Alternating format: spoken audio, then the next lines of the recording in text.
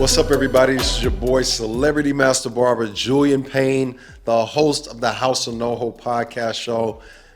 Guess what, guys? We are on our 5th episode. I'm super excited. Let's clap it up, man. Let's go, baby. Yeah, man. Listen, it's all about humble beginners. You know what I'm saying? It's all about humble beginners. If you know what I'm talking about, man, I holler back at your boy. You heard? You know what I'm saying? So listen, I need you guys to subscribe, like, comment, whatever you do. If you like what you hear, if you like the show so far, man, please subscribe and like and comment, all right? That's how we get our fuel. Love is love, life is life, all right? So guess what, guys? We are talking about one more time Kobe Bryant stories, part 3. This is going to be our final episode. I think this is going to be one of my favorite episodes. We're going to pick up right where we left off. I think last time we was in episode 4, we talked about China. We're shooting ball. Kobe doing a dunk. We walked the Great Wall of China. You feel me? People who saw the episode, we've had a great response, guys. I think we cracked 7,000 views in less than a week. It's still climbing. We finally got over 100 subscribers, over 125 subscribers right now. I'm super excited about that. We're just really appreciative, man, that we have this platform to come and tell you exciting stories. And I can't, I'm not like these other podcasts where they got thousands and millions of viewers, but I'm gonna get there. You know what I'm saying? Watch your boy, hang out with your boy a little bit, roll with me while I'm grassroots building. You feel me? I appreciate every subscriber, every person that comments, every person that likes, and I'm just super excited that I can share my life stories with you guys through this platform. All right. So let's get to it, man. Where I left off, man, like I said, was China, Beijing with Kobe Bryant. It's amazing experience being able to walk the Great Wall of China with him, and reminiscing that it actually really had me thinking about what did I miss? What highlights of that actual trip did I miss? And it was a very important piece that I left out, guys. And it was at Tiananmen Square. We actually was going to Tiananmen Square where he was going to meet fans and just kind of hang out for a little bit. And I don't know if you guys know. You guys may be a little bit too young to know, depending on my subscribers. But for those who remember Tiananmen Square, it was no joke. It's a little drama associated with Tiananmen Square and what happened. And I wanted to use ChatGPT, man, because I wanted to really get you guys to understand the significance about Tiananmen Square and what happened to Kobe and I on that trip, what we experienced. So let me jump in with ChatGPT and to give you guys a little context behind Tiananmen Square. It says the Tiananmen Square incident, keyword, which took place in 1989 in Beijing, China, remains a highly sensitive and controversial topic. The event began as a pro-democracy protest led primarily by students who were calling for an end to corruption and for political reforms. The Chinese government declared martial law and deployed the military to suppress the movement.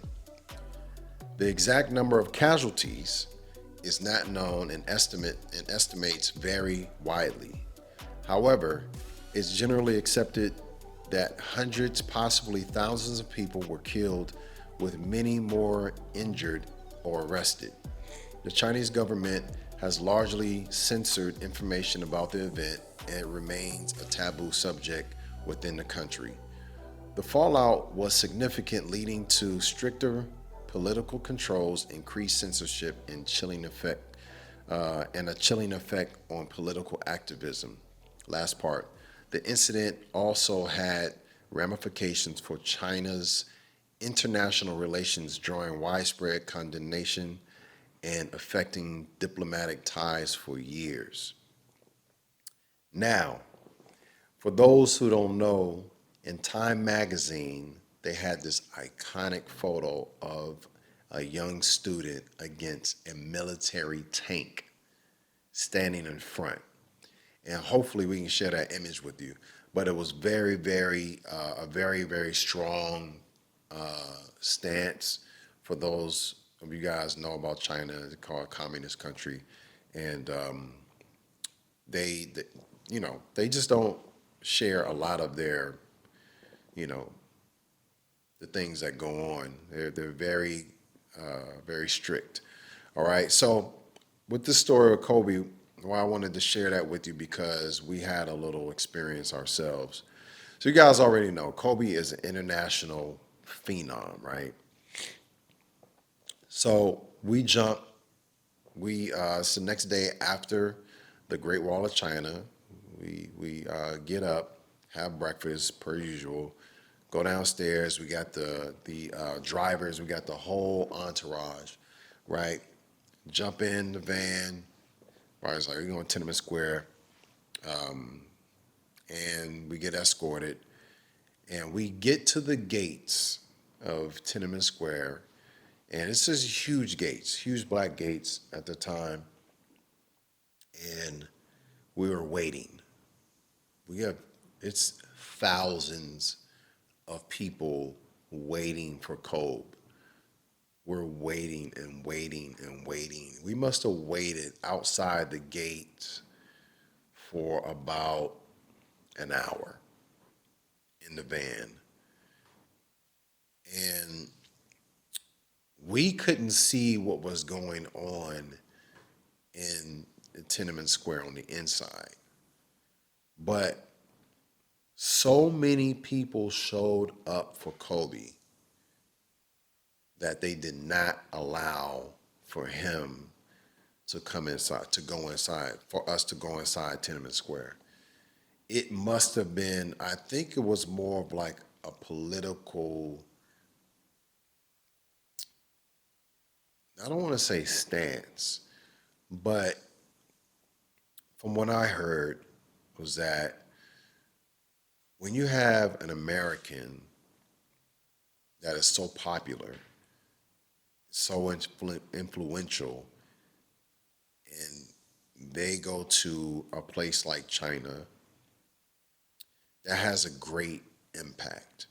Kobe has such an impact on China that, on the people of China, that they gravitated to who he was as a person, as a champion, and the government did not allow us to go inside Tiananmen Square. It's my belief that they just did they it was about quality control because it was so many people. I don't know how many people were there, but it was just really overwhelming, and they felt like it would be best for us not to go in. So long story short, man, we did not get to experience that. I don't even know if that actually made it in the papers about Kobe's trip. But it gets very sticky. You know, a lot of celebrities, they travel places and they have a lot of influence, especially American, you know, like Muhammad Ali. And recently, another good friend of mine and client, Stephon Marbury. Big shout out to Stephon Marbury, Starberry, aka Starberry, basketball player, ex basketball player, NBA. Went over to China, man, and literally became people's champ over there. You know, literally. I mean, played for China and has got his own museum. He got a statue. It's incredible. So the power of basketball and the influence of a champion is real. It's real over there in China, man. I encourage you guys to watch Stephon Marbury's documentary. a kid from Coney Island. I think that's the name of the documentary, and he shares a lot of that. A lot, man. It's such an incredible documentary. I challenge you to watch it. All right. So that's man. I want to get into like let's see. I think that's the last thing we dealt with in China was that, and it kind of left a bad taste in everybody's mouth, man, because we ended the trip kind of on a down.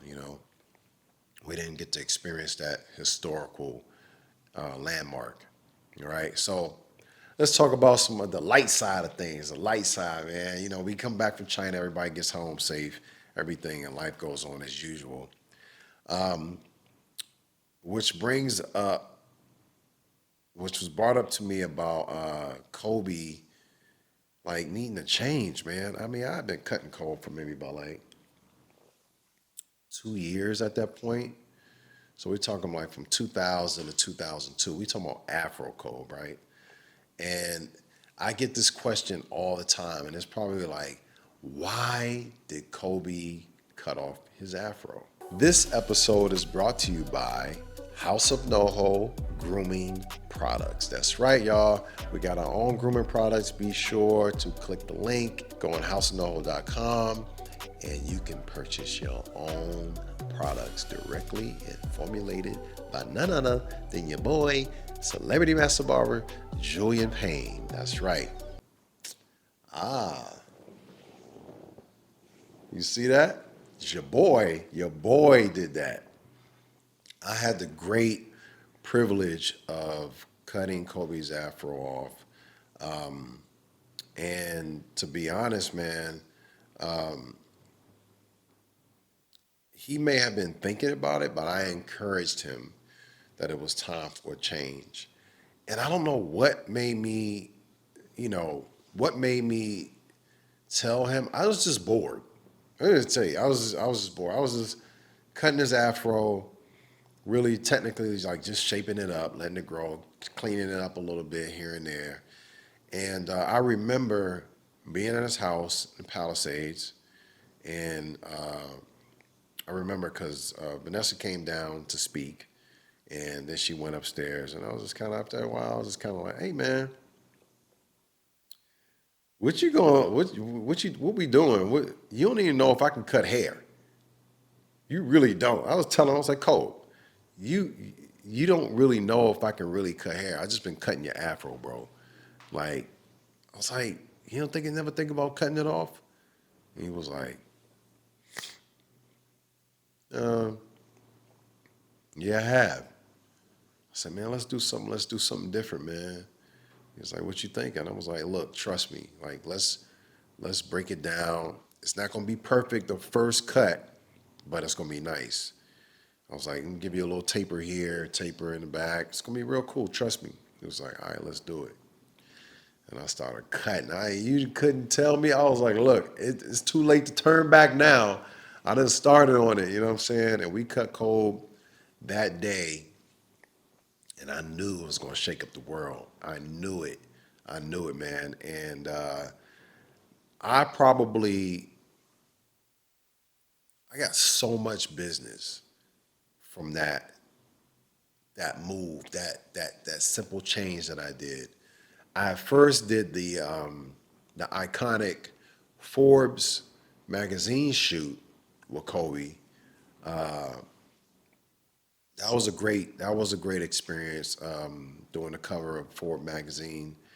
And then when I cut the afro, we did the dub. We did the dub boy cover, which you guys see right there with the yellow Lambo.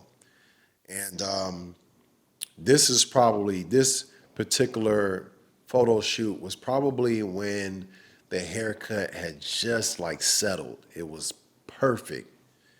It was perfect, guys. And when I tell you it was perfect, the reason why I know is because my phone started blowing up. People wanted that cut, the Kobe Waves cut. And I was so busy. I had so many basketball players just like looking to get this cut. actors, entertainers, kids, everything like that. So this cut, I was able to immortalize two styles of Kobe's hair, and it was something that was fun. It was something that was fun. They had made the news, everything like that. And I think we got a clip that we're gonna show as well with that. You know what I'm saying? But I've been wanting to change it for like 2 months. And I had an afro for about 5.5 years. And last night I finally got the courage to cut it off. I feel a lot quicker.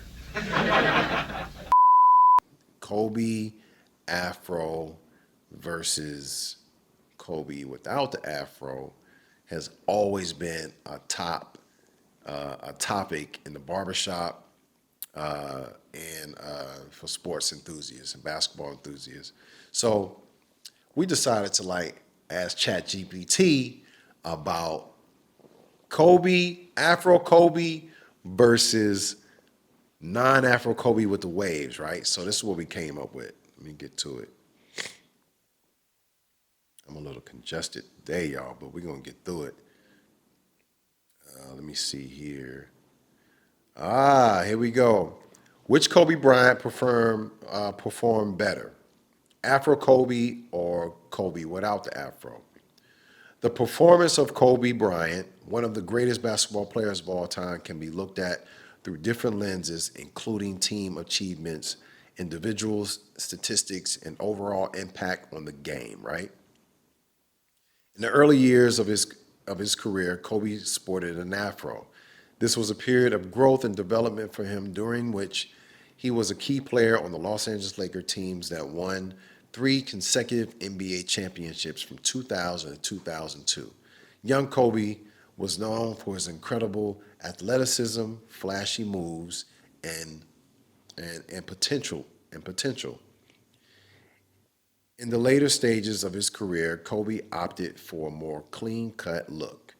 During this time, he won two additional NBA titles in 2009 and 2010 and earned his only league MVP award in 2008. Older Kobe was known for his refined skill set, basketball IQ, leadership, and clutch performances. Statistically speaking, Kobe without the afro generally had better individual seasons, including higher scoring averages and more All-Star game appearances. His game had matured, and he took on a more significant leadership role on his teams. Both versions of Kobe and their unique strengths and charms. But if performance metrics and championships are considered, Kobe without the afro has a slight edge in terms of achievements and individual accolades. Wow. So how can you refute that? You know what I'm saying? Afro Kobe was cool, but this particular haircut that I gave him elevated him. You know what I'm saying? I told you, you gotta know to treat your barber right, pay him, tip him, and let your game just elevate. You feel me? I can say this with I can say this with pride. Excuse me, guys. I'm struggling with a little. It's real in the streets. I can say this with pride, man. I'm super proud of just being being a great part of Kobe Bryant's life, being his barber for, being his individual barber for over 5 years, seeing him win most of his championships, sharing these intimate moments with him, and of course, cutting the afro, right? If you have a great barber, and what I mean by great is not just haircuts, but one who has a sense of community and a sense of pride and urgency that he wants to make sure that you're taken care of. A barber can be a very, very important piece of your life, depending on who you have. You know what I'm saying? Not just for looks, but also for advice. We've heard this time and time again how barbers are a intricate part of the decisions that you make, because they are endowed with a lot of information because they just travel in and out of all like walks of life. I mean, we cut everybody from the mailman to the president of CEOs of the top companies. You know what I'm saying? Everybody, if you're a man, you gotta go get a haircut, right? So Kobe Bryant, after we cut his hair, I began to get a little bit closer with Kobe. We didn't talk all the time while he was in a barber chair, but we had some Kobe was always on chess time. It was like chess match all the time. I mean, this guy was always tuned in to his own frequency. And I had to really figure out, without being intrusive, how he thought. And me being 5 years older than him, I never approached him like big bro, but just kind of like, hey, I know I'm older than him. And if the opportunity came came up for me to offer him a word of advice, I seized that moment. My mom always told me to pray for your clients. She always told me that. And I always followed that. I mean, everybody from P. Diddy, Rick Ross, Nas, all these guys, they didn't know. I always prayed for them. My hands are on their head. You know what I'm saying? And I always took the opportunity to say a word of prayer over their life because, you know, who doesn't need it? You feel me? And not to say that I had anything to do with their rise, but what I will say is the opportunity ever came for me to establish a position to either pray for them or to give them a word of advice, I took it.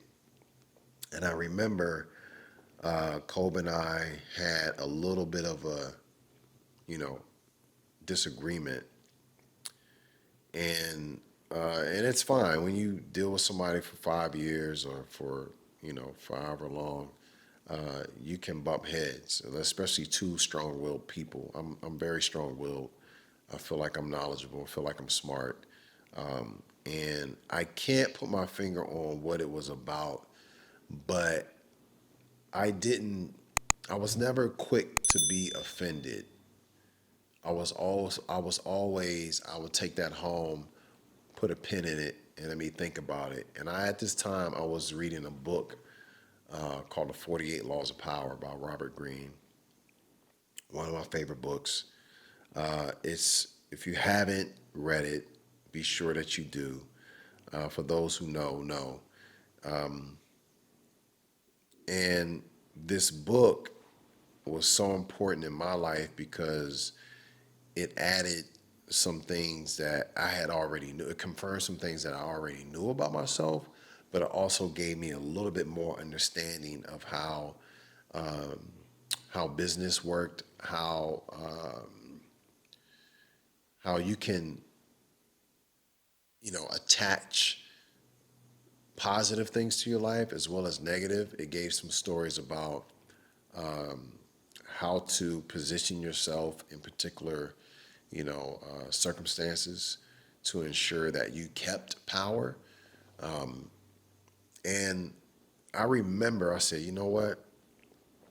I need to give Cole this book. And I bought another one. I had the hardback. I bought him a paperback and I signed the inside. It was like, hey, gift from Julian, your barber. Appreciate you, bro. And I gave him that book. And I think this was about 2000 and had to be 2003, '04 season. And let me see, because I want to know when Kobe changed his number. Let me see, when did Kobe change numbers? I'm about to blow your mind. 2006, 2007. All right. So it says Kobe changed his jersey number from 8 to 24 at the beginning of the 2000-2007 season. He had worn number 8 since joining the Los Angeles Lakers in 1996 high school. The number change was seen as a symbolic of a new chapter in his career and a nod to his first high school number. He wore 24 before switching to 33. Now, wearing number 8, three NBA championship teams, 2000 to 2002. As number 24, he won two more championships from 2009 to 2010. In 2008, he was awarded the MVP.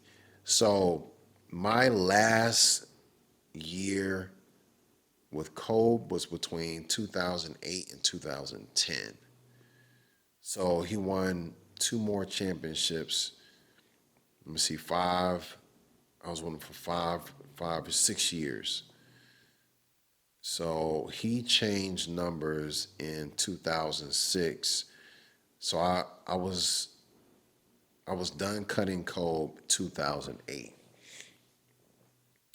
I want to say this 48 laws of power, and I'm about to wrap this up, right? 48 laws of power has two sides. It's two different sides of that book.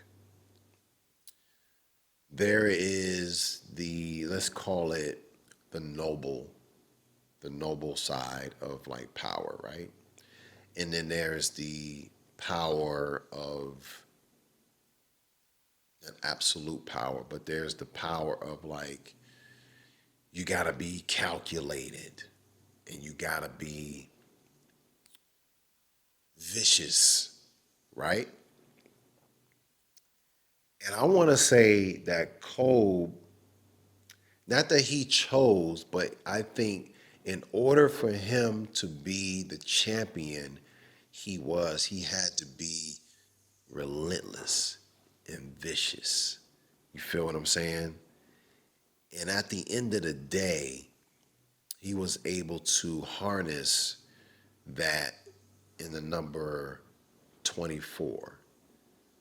And I would like to say, I think he embodied that book as he attached it to him in a way that I recognized the switch in him. He took it up another level. That book, 48 Laws of Power, is an incredible, incredible read. And Kobe thanked me for it. He was like, all right, I'll check it out for sure. Thanks, Jules.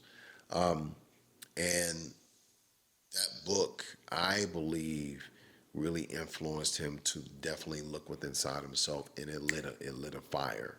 It lit a fire inside of him to be able to push and to change and to add that Mamba mentality to his repertoire and to who he was as a champion, and to know that it's not just the physical ability that he had to endure, but also the mental ability that had to endure. And I think that book was timing for him. One of those that book that he read was Kobe read many books, but that particular one really made you look with inside yourself and really question some things, and to be able to attach to search deep within you and attach some things to your life that was going to actually help you to go to the next level. It helped me, you know what I mean? And I never looked back after reading that book, and I'm sure that it helped Kobe as well.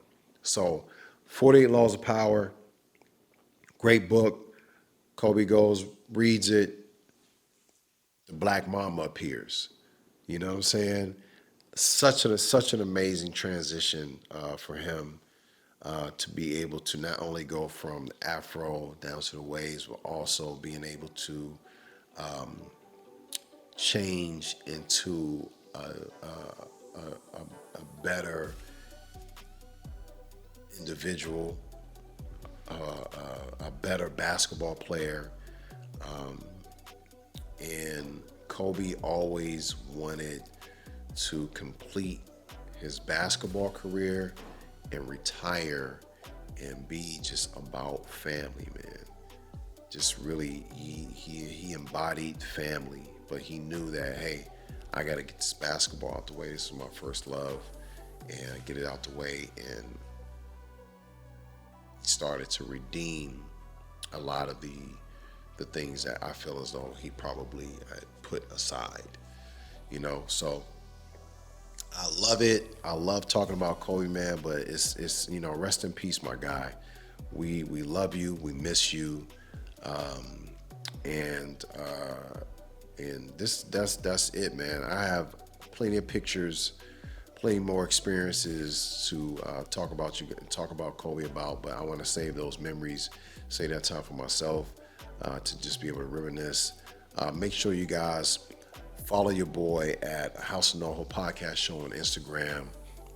Make sure you subscribe, comment, and we're going to wrap it up. All right.